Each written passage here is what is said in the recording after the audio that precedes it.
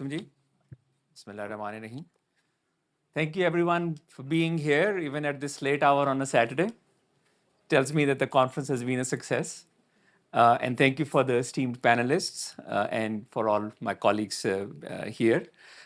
I'm Muhammad Hiraj, adjunct faculty at the business school at LUMS. And I'm moderator of this panel. The topic of this panel is the future of digital assets in Pakistan. So seated with me are some of the most distinguished minds at the intersection of finance, regulation, and technology in Pakistan. We have leading bankers here. We also have some entrepreneurs, regulator, and of course, people who give you Visa cards and so on. So we have a very good panel, and I look forward to the discussion. Let me give you a quick introduction of all the panelists, and I would request the panelists to raise their hand when I say their name, so all of you can recognize. First of all, Shahzad Ishaq. He's the group head of digital banking, and he's the chief digital officer of MCB. Next to him is Syed Haider Ali Jafri. He's the group head of Treasury at Allied Bank. Then I think we're out of sequence here, but I will go. Umer Khan, country head, country manager of Visa, Pakistan and Afghanistan. Then we have Zain Imtiaz, your director of PVARA. It's the best way to pronounce the acronym, PVARA. Mera vara laga. I'm sorry. And then apologies for those who don't understand Punjabi. And then Faraz Younus, who's Chief Executive Officer in Hilal Shariah Advisors, Shariah Advisory Firm. And then lastly, but not least, we have an entrepreneur, Danial Ahmed, co-founder and CEO of Fasset. So unfortunately, Danial couldn't make it. Oh, I'm sorry. Replacing in his time. My name is Malik Danish. Malik Danish. Yeah. Oh, sorry. No worries, no worries. Apologies, since I didn't know either of you guys, so my apologies if I mistake you. So, आपका नाम Danial. Danish. Apologies again. No worries. And so this is Fasset is a digital banking platform using stablecoins. So that gives us an industry perspective as well. So we're going to try and keep this discussion similar format to the previous one, where we'll try and ask questions and then open it up to the floor for people to ask questions. Let me start with you, Shahzad. What stage are the banks in the digital asset journey in Pakistan? Is it at understanding level, execution level, dream level, or real work level, roll up your sleeves level? Where are we? Yeah, I think some of us banks, mainstream banks, started earlier than others, and they are at a little faster trajectory with respect to what they know about digital assets. And others caught up. Pandemic was a key cutoff point or tipping point when banks started taking digital technologies and what's going to come ahead seriously. So we are at different life stages, not too much, but you just heard the two law experts that the regulation is under formulation, and we do expect State Bank to get more and more clear about how these things will work out. There have been early engagements with PVARA. They're sitting here. And we are also contemplating, we've started learning as far as the institution I represent is concerned. We've got some partnerships out there. So we'll evolve as we progress. I actually subscribe to the timeline 6 to 12 months. So that's when we see some use cases coming into life, whether they are linked with international partners on some known use cases, or they are indigenous local. Because let me also tell you that cryptos and these digital currency assets are not the only thing that you do with digital assets. There's a lot more uses to it. So the country would probably explore. I won't take anybody else's thunder. We can talk about it separately. But speculative versus non-speculative, I think non-speculative are the ones where we would like to go faster. Thank you. Coming to you, Haider, I think the question I want to ask is maybe jump right into it. Yeah. If I come to you and say I have 10 bitcoins and I don't want to be a professor at LUMS anymore, but I just want to borrow off of those coins, would you use them as collateral today? Banks, or when would you use them as okay, collateral? banks in Pakistan are highly regulated, and so I don't think as a point right now or on the near horizon we'll be looking to collateralize bitcoins as of right now. Uh, you see, the allure of the technology is much different from the underlying assets. So, for example, a lot of people also mix stable coins with an actual currency. It's not. It is a means of mimicking currency, and you can use a different rail for doing that. So the same thing is happening in Pakistan as well in our landscape. So the use cases that we're looking at, everybody's spoken about it, is remittances, which is an excellent use case. It benefits the person sending the money. You can directly send the money to banks using that particular rail within seconds, if not maybe a minute tops. They get the PK account gets credited. So that solves one problem. Then they are talking about other things with regards to our own domestically issued coins. Uh, I'm not sure if there's a use case for that right now, unless, of course, people outside Pakistan want to store it in wallets abroad, which will be speculative investment. So I don't know if that's going to happen. And then there's CBDCs as well. But with regards to collateralization and funding Bitcoins, I think this is at the end of the realm, because this is the one thing, in my opinion, that they're trying to dissuade you from. They want to use this as a clean for the technology and not for the speculation. Okay. And so actually, Faraz, coming to you, so there are various types of digital assets as well. One would be as speculative, potentially speculative instrument like Bitcoin. The other could be, in the previous panel, we were talking about collateralizing goats against tokens and putting them on blockchains. So what would be the Sharia aspect of this? For example, let me just add to it. Bitcoin can be treated as a speculative instrument because it goes up and down. However, collateralizing, 20 monds of wheat may not be. So how do we translate that to the discussion of Sharia law as applied to physical assets versus digital assets in tomorrow's world? Okay.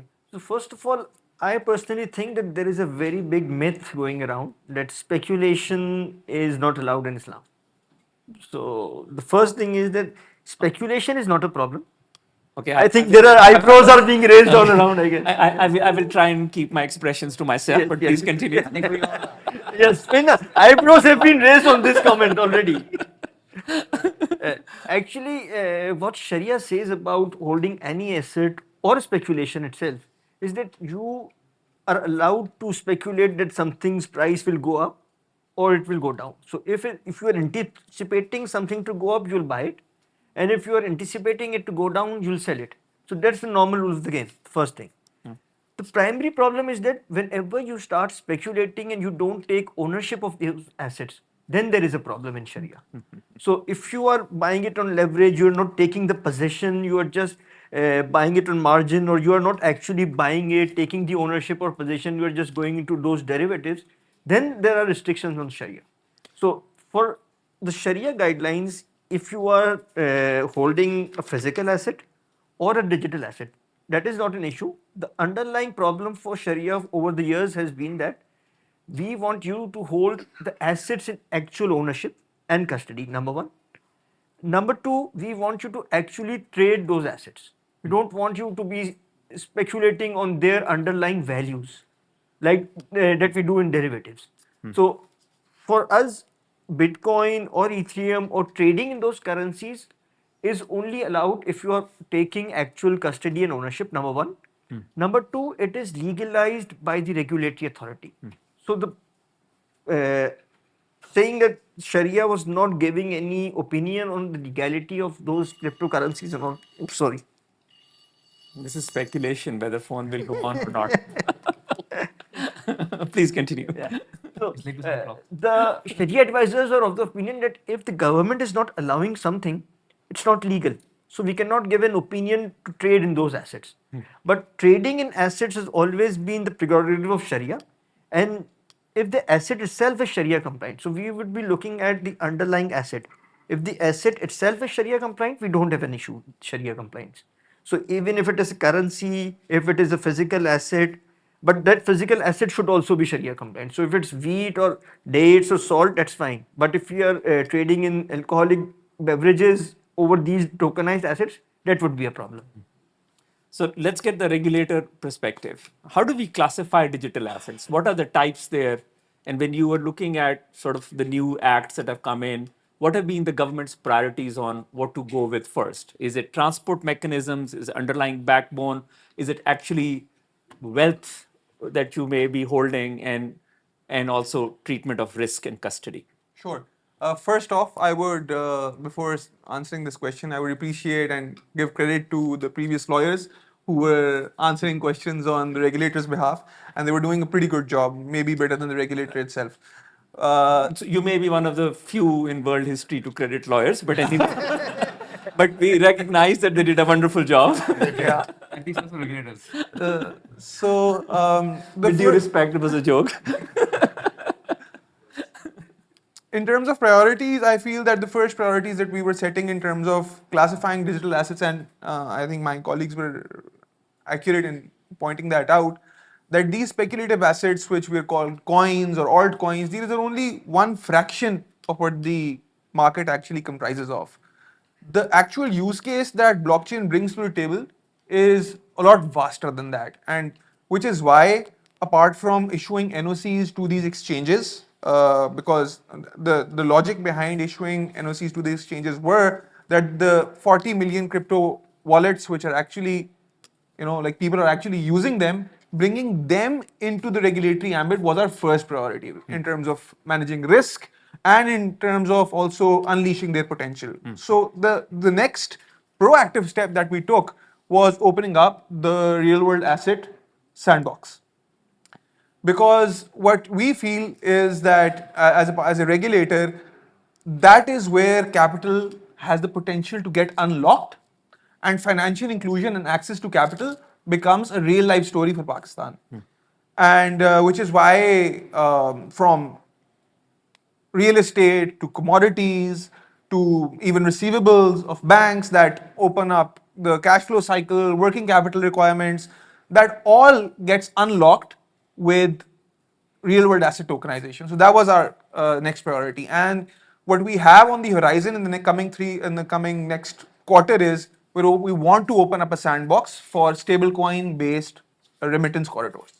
Understood. So that's where the regulator is at. That makes sense. Makes sense. So let me actually skip the line and go to Umer. Umer, how does Danish? I'll come back to you in a moment. As far as settlement schemes like Visa is concerned, you're looking at a very nice, beautiful business in the past where you get 2% to guarantee a transaction, which is Well, I wish, but or used to, right? And then you had the Dodd-Frank Act in the US, which separated to 12 cents for debit cards and allowed it to remain high for credit cards and so on. So a lot has happened. And then this new thing comes in where transaction costs are minimal. Anybody can do them. And certainly the monopoly or the duopoly of Visa, MasterCard seems to get challenged. What's the new world of settlements and how do incumbent schemes like Visa survive? Apologize, thrive. so I think first and foremost, this is a very exciting time to be in this space, and especially in Pakistan. Again, credit to the lawyers. The 8-year timeline, sure, but I see Zaman Saab, a few other folks in the audience, who've witnessed the regulations from the days of branchless banking to digital banking to now PVARA, and the speed at which the government has moved is commendable. So I think it is both then an opportunity and a responsibility for a lot of the folks who are part of the ecosystem for us to really see where we can help and create new value and also optimize and bring efficiencies to the existing plumbing and existing rails. Now, I will try to answer your specific question to the best of my ability. So Visa is a global network of networks. We're in 200 territories. We work with more than 16,000 financial institutions, partners, Fasset, for example, Binance. At the same time, we have 175 million plus merchants where a Visa card can be accepted. But before going into how that's useful, what we've done is we've been very bullish on both stablecoins and digital assets slash stablecoins and agentic commerce. Now, what we're doing with stablecoins, and in the context of Pakistan, the more immediate use cases, which my friend from Treasury was also alluding to a little bit, is just your cross-border settlement. Today, you make payments, you make international payments from Pakistan that go through a correspondent banking slash SWIFT relationship. Banks are holding 5, 6, 7 days of float. That's liquidity blocked. We already have live use cases in markets like Kazakhstan, other markets in the region, and there are more markets opening up where now local entities, local banks, other exporters, other importers, they can settle their payments in via stablecoins. So suddenly that 5, 6, 7 days of liquidity that they were holding to manage the payments is freed up. Now that opens up room for investment. That room opens up room for working capital, for making a cash management income. So that's the more immediate use case that I see in the context of Pakistan. The question that you asked partly and partly did not ask whether this is going to intermediate visa. Yeah. I'll try and answer that. So we are a global network that connects the entire ecosystem. So today what we're doing is we're connecting. So for example, in our pilot for settlement, on an annualized basis, Visa now processes 3.5 billion in stablecoin settlements, stablecoin-based settlements, and that's just the pilot. And now we have the markets going live. So what we're doing is we're bringing in the trust, the network, and the rules that come with it, which I will also elaborate a little bit on, to these new forms of payments. And we acknowledge that, like the real-time payments, which is RAST, the digital assets such as stable coins, they bring in consumer choice, they bring in efficiency, and they will optimize pricing in some cases as well. And our global network is there to connect them. The other thing then is, which is also live in a lot of markets, away from the speculative bit of it, is the on-ramp and off-ramp. There's a gentleman in the audience who asked a question about, I send USDT or USDC, I don't get PKR, who do I go to? That's because the P2P transaction is not really an on-ramp, off-ramp. So today when on-ramp, off-ramp happens, or when a merchant payment happens, even without digital assets, there are elaborate rules around chargebacks, disputes, liabilities that the network enforces. So no party is wronged or out of pocket unnecessary. Now that risk is heightened with digital assets because the settlement is instantaneous. The frequency is such that the payment is not going to be in the system for 2 days, so you can hold it off. It's instantaneous. That's the other role that Visa as a network plays, which is essential. And then the third one is around how we enable our banks. Because you asked a question to Shahzad Saab, what are the banks doing? And we see with the change in this regulation, the banks are now moving away from this being a side or a digital innovation lab experiment to a board conversation. And this is where we bring in our expertise from developed markets, including markets regulated by Dubai PVARA, and help them formalize their strategies, create a clear line of sight where the bank could be headed, help them prioritize. So the future Understood. is looking bright. Now, this is great, and I do hope you consider sponsoring the next event, given that Visa is going to continue to make money and thrive. Coming to Fasset,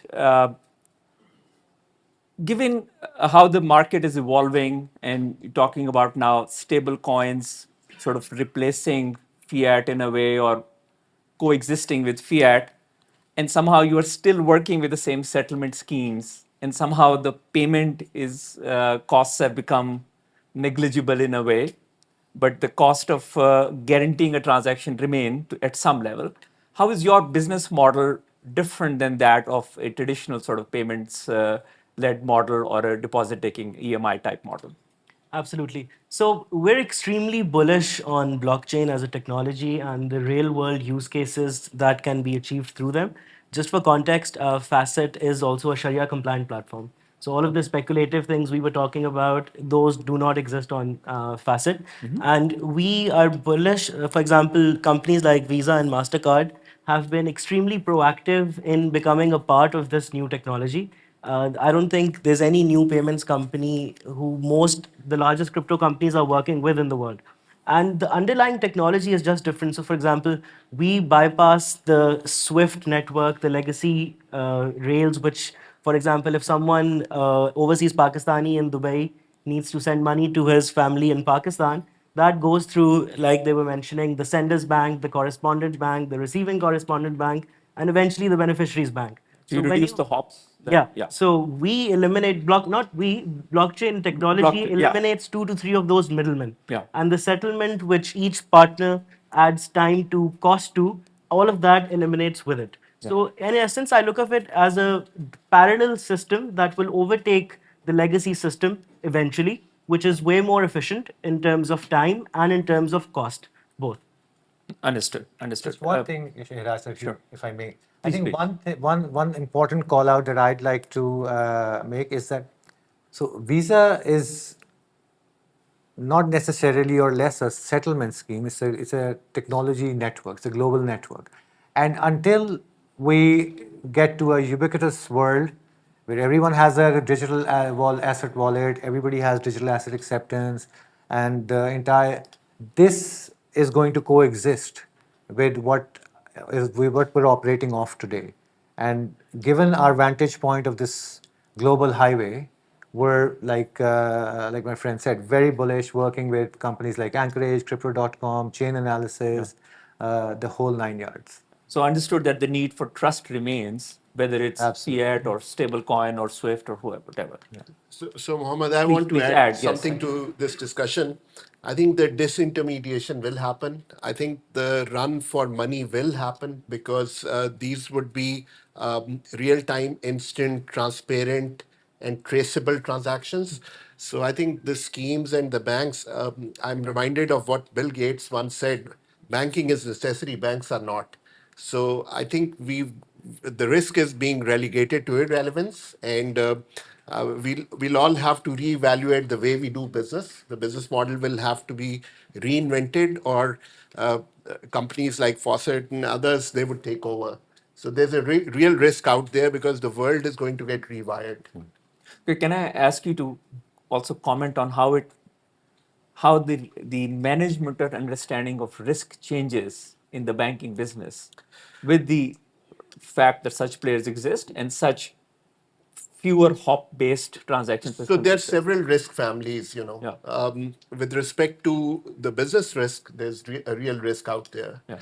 But then there's FATF requirements and asks, and there's a need to be anti-money laundering compliant and being counter-terrorism financing compliant and all that.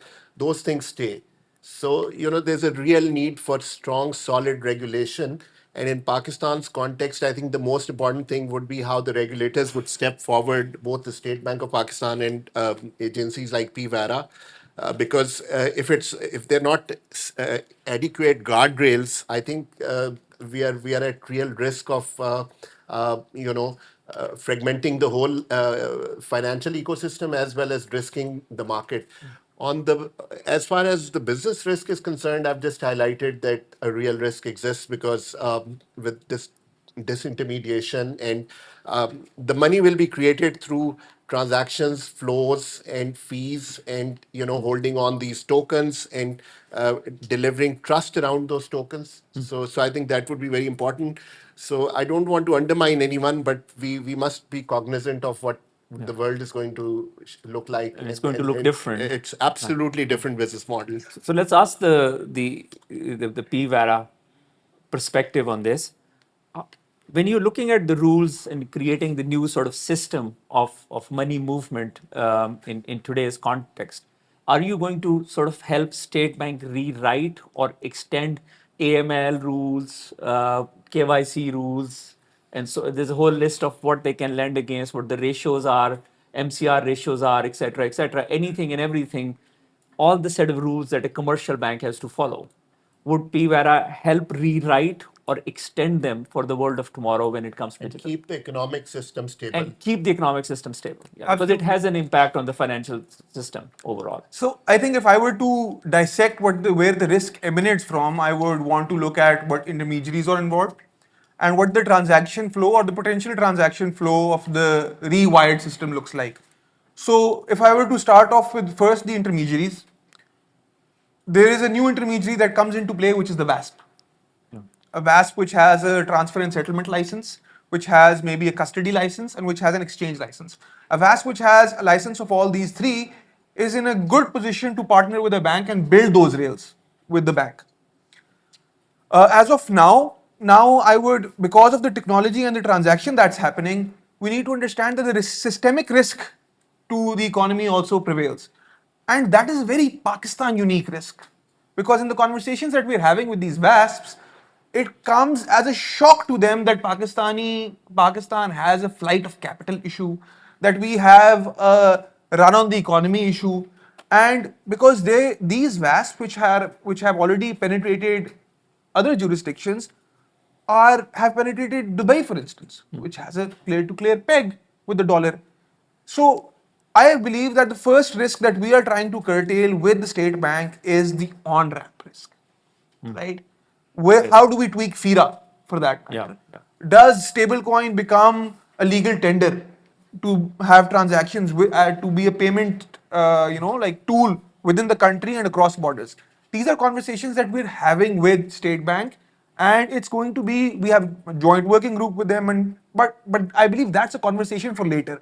We're looking at low-hanging fruits where the risk is minimal as of now, and which is why we are focused on the off-ramp part right now. And from that perspective, if you look at it, I believe VASP is where the transaction changes over here. For instance, let's take a transaction and delineate how it happens currently and how it would happen on stablecoins in a risk mitigated way. Currently, it happens is that someone who wants to send money from abroad, the correspondent bank sends via SWIFT, it lands in Pakistan's account. They have a pre-funded Nostro account, they have a Vostro account over here, and that's how the settlement gets done. What changes over here is that that liquidity problem still remains. That VASP, which is in partnership with that correspondent bank, will have a pre-funded liquidity pool. And it would have a pre-funded liquidity pool to off-ramp over here as well. So the FX risk, the spreads, they would remain largely intact. The cost angle would be catered to in this V1 model that we are visualizing. But the biggest advantage that we feel can be achieved right now is that settlement time, which can be shrunk to, I think, seconds. So these are the conversations that Pakistan's Virtual Asset Regulatory Authority and State Bank need to keep having in tandem with each other to see how this ecosystem unfolds. Ranging from, we were talking about collateralized lending against bitcoins, altcoins, let's say more stable coins like bitcoins. That's something that's later on the horizon. What we can do is that I think what the V2 of this can look like is that SME who has traditionally not had access to capital from the bank, and if the bank gives capital to it, a loan to it, a financing facility, the repayment is, let's say, 3 years. That puts the bank in a fix of 3 years when the payment is about to come. That's a cash flow problem that receivable tokenization can solve for the bank. So these are use cases that we're exploring with State Bank, and we hope that we start unlocking what we call the civic miracle that Larry Fink talks about. Thank you. So let's come to you. Can you maybe add to what he's saying? And also, please, if you can also add the problems of custody of digital assets as how you see it. Okay, so first of all, to add to what he said, I think the point is very pertinent. If you start using the stable coins for remittances, you can directly contact a bank's wallet and get PVARA against it. So it happens almost instantly. The challenge here, and I hope that PVARA sort of addresses this as well with regulation, is that the best way to do this would be to make a stable coin, let's say USDC, for instance, which is the most regulated one, a subset of the bank's foreign exchange exposure limit, the field. So, like for example, banks have forgivable limits. There's a USD limit as well. Self-regulated one. It should be subset of that part. So, for that reason, banks will be allowed to hold some stablecoin to fund maybe transaction reversals or other things. So, it will not be a hot potato. So, it won't be like, oh, you get a stablecoin, off-board it, just off-board it. Because that's not what it's for. So, if you have confidence in a particular thing, then it is okay to let banks hold it. Banks have overall aggregate limits, which they will not breach. So that will bring more confidence in the system for stabilizing stable coins. With regards to custody of international, the question is custody of stable coins or domestically issued ones? Domestic. So custody of any digital asset. Let me just, for example, maybe there is a token which is against a car. Right. Would you lease that? So and how would you take custody of I the think physical asset if the, underlying? Yeah, so if the underlying asset is leasable to us, Yeah. we could do it. We could treat it as a pool of assets. We would have to tweak internal regulations and SVB regulations, but that is something that we could theoretically do. But we would have to have enough confidence on the person issuing the token as well. So that, for example, that if because I'm taking a token as a collateral, right? Yeah. Issued by a third party. So I'm taking a different risk altogether. So basically, what the third party is doing is actually selling a car lease, then selling it back to a bank at a different spread, and then moving on. Yeah. So in that context, are you looking towards the leadership of the state bank and PVARA, or are you looking at your own business cases first? So because banking has this problem selling that down risk exists right now as well. People have been making products all across for this. So that exists right now as well. But because the way banks in Pakistan are structured, whereby they're liquidity long, they really don't want to let go of good performing assets anyway. So there's a dearth of good assets anyway. So it's not like banks really want to create good assets and then just offload them. Shahzad, let me ask you this, and I'll then get the Sharia perspective. Let me ask this specifically that when it comes to issues of liquidity, it's like a bank holds, MCB has accounts. I can open a US dollar account in MCB and so on.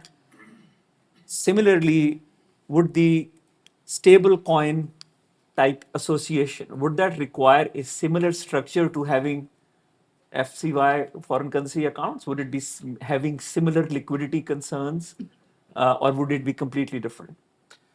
Frankly, I don't know at this point in time because that's not where we would sort of spread ourselves thin right away.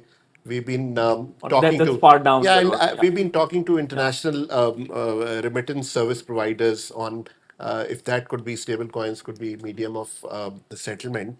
But holding it and then seeing how the liquidity works is a question which at this point I'm sort of not competent to answer. Okay. Maybe I defer. You don't want to answer in front of the regulator. Fair enough. No. It's I not, think maybe it's I a think bit it's further out. little premature. Premature. It's a bit further out. understand. I understand that. Let's get the Sharia perspective. While I'm happy that speculation is not against Sharia, and But that may change my speculation in the plans right manner. that may change my plans for the weekend. Maybe a poker night somewhere. No, poker Well- is gambling. Poker is gambling. That's completely separate story. Okay, we can tokenize poker and then we can call. Anyway, You need to tokenize outcomes, not poker. Underlying asset would be wrong. Yeah, you need to tokenize the outcomes. but how about so you're looking at with digital assets, you're looking at assets such as bitcoins, you're looking at transport layers, maybe stable coins, you're looking at sort of pipelines and infrastructure. I assume there is no issue on the type of backend infrastructure, whether it's Swift or something else. I just want to confirm for the audience and for myself that where is it that the discussion of Sharia comes in? Because there was this sense, as you mentioned earlier, that anything that's banned That's or not not regulatory completely in the black and white area, it hasn't been defined, one should stay away from. So can you please elaborate on some of these things? We need to declassify this into two different things. One is the technology aspect, and one is the actual use case of what we are doing. So the Sharia is indifferent with the technology. So if you are using Swift or you are using a stable coin to transfer the money, that's the technology and that is operational matters. The actual thing is what the underlying asset is that underlying asset Sharia compliant or not? So if there is, for example, we are talking about a stable coin, which has 100% backing of actual currency behind it, and that currency is backed by the government. I know the actual currency today is also not 100% backed by some physical asset. And that's a, by the way, old Yes, debate that's a big debate in Plato Sharia and, circles as well. Yes. and Aristotle, and we actually teach Yes, that in yes. our class as well, that we really don't know. Yes. But anyway, Yes. yeah. But once the asset is classified as Sharia compliant, so the underlying asset should be with the principles of Sharia. Whatever technology you use, that is fine. So be it Swift, be it stable coins, be it blockchain, be it computer-based ledgers, not a distributed ledger. So Sharia is indifferent on the usage of technology. It emphasizes on what the underlying asset itself holds. Yeah. Okay, so let me be blunt about it. Yes, It's legal to make knives, it's legal to make. a knife, because I Yes, can yes, cut yes, meat I can with cut it. meat, you can cut vegetable. Yes, it's How not you use legal it is the to problem. use the knife to kill someone. Yeah, and well, let's not even go there. But what size of a knife is allowed for you to make? If I'm a factory owner who's making a knife, what size of a knife am I allowed to make? Any If I size. make a samurai sword and just sell it for 1 rupee, and everybody in campus just carries one just for the heck of it, where are the Sharia rules that come in? You're saying that there is no issue in the underlying technology, where there is no limitation to what No, to this at at all. this Just to point in clarify. time, at this point in time, we, along with a lot of Sharia scholars, the leading Sharia scholars, we are working on developing those guidelines. Okay. Once again, this industry itself is in infancy. So over time, people are coming up with problems, and those problems require deliberations. So the Sharia circles are also deliberating on where to draw the limits, where to draw the line, what is allowed, what is not allowed. So of course, as the industry evolves and new products come in, the Sharia rulings on those products will also come in. Also, along with those. understood. Okay, now I'm going to shift gears a little bit. Before we open it to the audience, I want each of you to give me a one sentence, short answer on how are digital assets going to solve the consumer's problem. Number one pain point and the consumer's problem that digital assets have the potential to solve in Pakistan. Gee, let's start with Visa.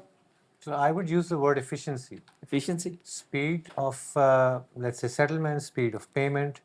It may also bring efficiency in how certain items are priced. So efficiency is one word I would use. But if my debit card's already working fine, why do I care? But you're in the affluent segment, so you're okay. Thank you for calling me affluent. But No, but to that point, while your debit card, you're happy with that, the merchant that you use at does not get paid immediately, instantly so today. it's not it's efficiency for the merchant then. For More importantly for the merchant. to us, he or she is also a consumer because they utilize the Fair financial enough. Okay. system. So G. I think I would use the word access. Access. With efficiency, access is also very important, and tokenization is possibly one of those rails which can enable access for anyone to own their wealth. So yeah, that's the core thing of, in the long run, our ambition is to tokenize actual real world assets. Wonderful. Zain. I would concur with him. Access and inclusion. Access and That's what it essentially unlocks. G. I think all the words have already been taken. Let's open up a thesaurus to Financial inclusion and transparency. Yes. Okay. G. But you can also do access and diversity as well, because once what would allow you to do is to diversify investments even on a small pool. So the buy-in for you is no longer relevant. So you don't say I need to invest in a certain place, but I need to have my buy-in for real estate as the next amount of money. So you can do all of those things, and that will give them access and affordability with regards to their investment horizons as well. G. Shahzad. For me, it's one big thing that we need to solve as a society. It's called trust. And the last I saw, uncertainty avoidance index, Pakistan was below 100. So we are a low trust society. So I think that's going to have a major impact on solving that problem, trust problem. Yeah. Wonderful. G. while I was allowed only one word, but it's something I want to say because I feel strongly about it as a practitioner and a Pakistani citizen, not just as Visa. So inclusion, in case of Pakistan, I think the definition needs to evolve. Close to 100 million bank accounts, 90 million wallets, 60 million cards. If inclusion is definition of access to a payment instrument or banking service or wallet, the numbers speak for themselves. It's now the financial wellness, whether I am benefiting from that money, if I'm able to generate wealth, if I'm able to save, if I'm able to invest. So I think that's the problem where a lot of these new digital technologies can help us. And the biggest inclusion there could be access to credit. Yes. You see, that is the one thing that differentiates the top 1% from everybody else. Absolutely. So the world and the economy evolves when people have easy access to affordable credit. So if they can somehow solve that particular problem, then that really helps. A lot of digital banks right now do give out credit to people, but the rates are fairly high right now. But again, for the risk that they take, maybe that's fine. But once they have access to affordable credit, then that really makes things easier for everyone. Wonderful. So let's take some questions from the audience. Let's start from Ji. So I just want to bring in off-plan real estate to this discussion. To the banks, what is the current process of evaluating fractionalized off-plan property, especially for the purpose of इस वक्त जो affordable housing financing चल रही है? And then once you evaluate it, you have a procedure for that. तो फिर आप क्या accept कर भी रहे हैं उसको to actually disburse the loans? क्योंकि अगर ये हो रहा है, fractionalized property offering को accept कर रहा है बैंक, तो फिर तो आप इसी को ही tokenize कर रहे हो. So what is the difference between fractionalized property and tokenized property? तो एक तो मेरा ये this was the question to the banks और एक I would ask Zain as well because अब ART sandbox खुल गया है तो we come back to that CMA वाली debate उससे पहले जो हुई थी अगर एक real estate developer आपके पास आएगा sandbox करेगा तो आप कहते हो कि जी एक CMA के अंदर हम फंड लॉक करते हैं और वो भी फिर 6 से 12 महीने में एक टिपिकल प्रॉपर्टी अगर हमने डेवलप करनी है तो उसको तो 1.5 से 2-2.5 साल लग जाएगा और फिर हम CMA के अंदर फंड भी लॉक कर देंगे तो फिर तो हम डेवलपमेंट में यूज भी नहीं कर सक रहे. How do we go about that? Who do we start with? Okay, I'll question. Okay, I'll start. Start with. So, why solve a complex problem first?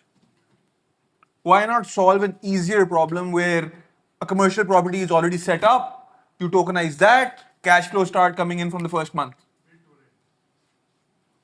So let's cross the bridge when we come to it. First, let's take the first leap, which is easier to take. So that would be my response to it.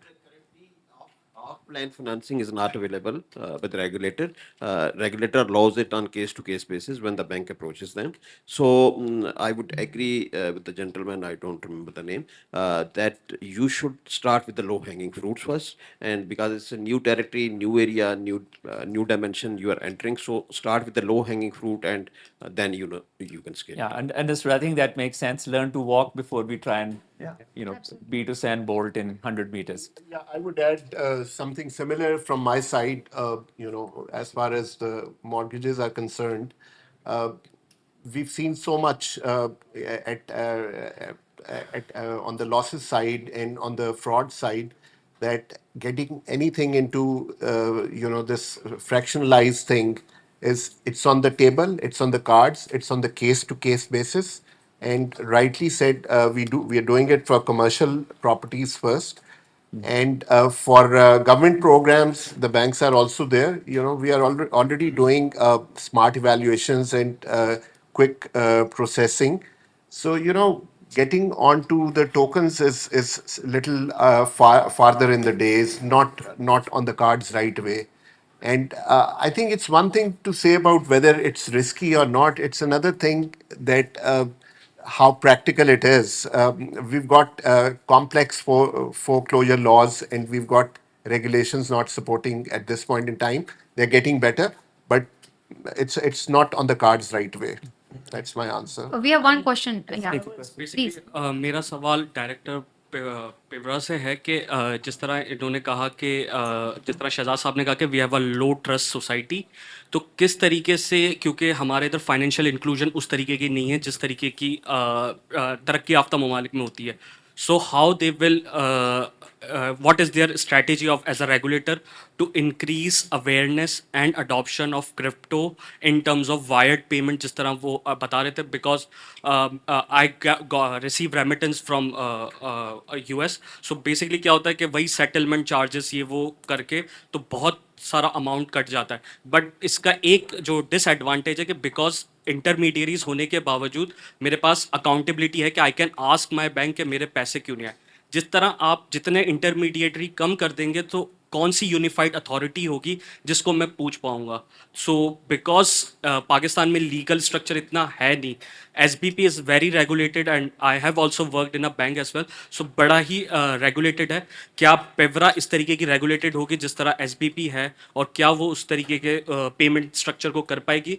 क्योंकि trust Pakistani society में अगर इतना बहुत ही uncertainty है, so people won't be able to do transaction using digital assets or digital platforms. Sure.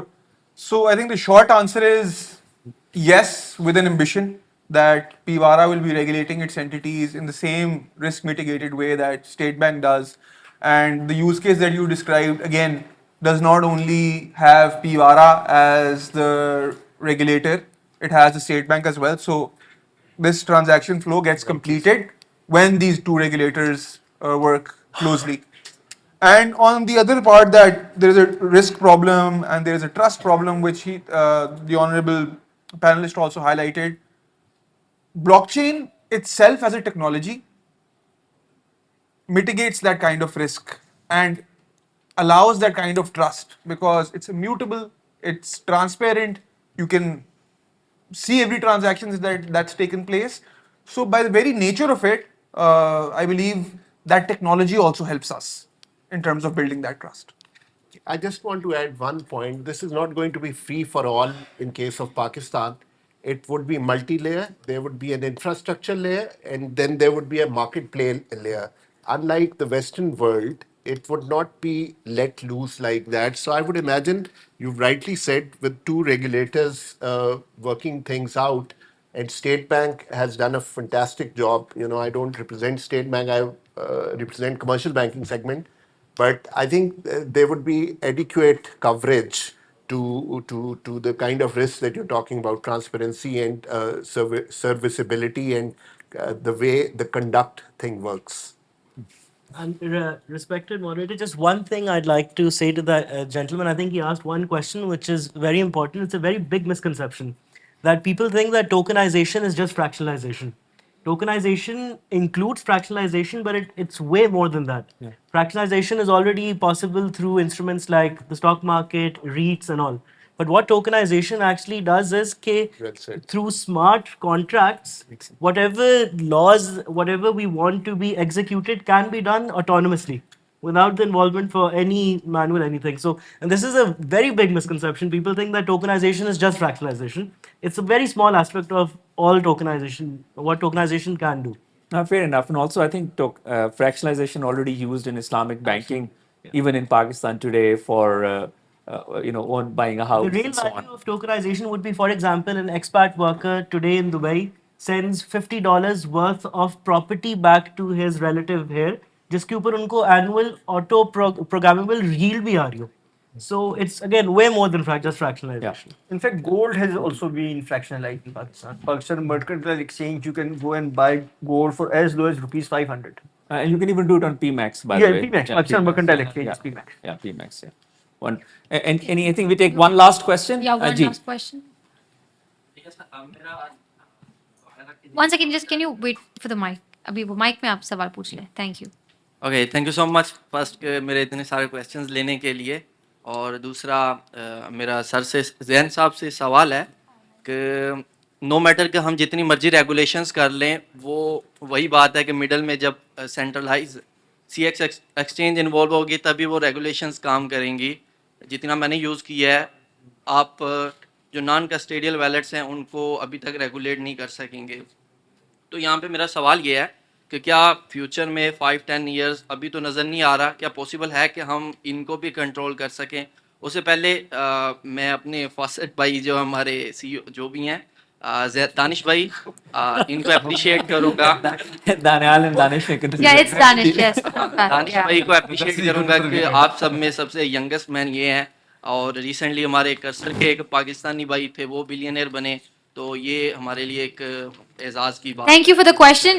We'll just one last thing, take the answer. Shahzad साहब ने कहा था कि बैंक वो जो आगे जाएंगे जो फर्स्ट अडॉप्शन करेंगे, तो यहाँ पे एक बात ऐड कर दूं कि जो यूज़र को इशू क्रिप्टो का रिलेटेड आ रहा था, उनमें एक बैंक बड़ी तेज़ी से, इवन कुछ रेगुलेशंस नहीं भी बनी लेकिन फिर भी एक बैंक यूज़र का क्रिप्टो का रिलेटेड इशू बड़ी जल्दी सॉल्व कर रहा था, और हम एज एडमिन यूज़र को वही बैंक रिकमेंड कर रहे थे।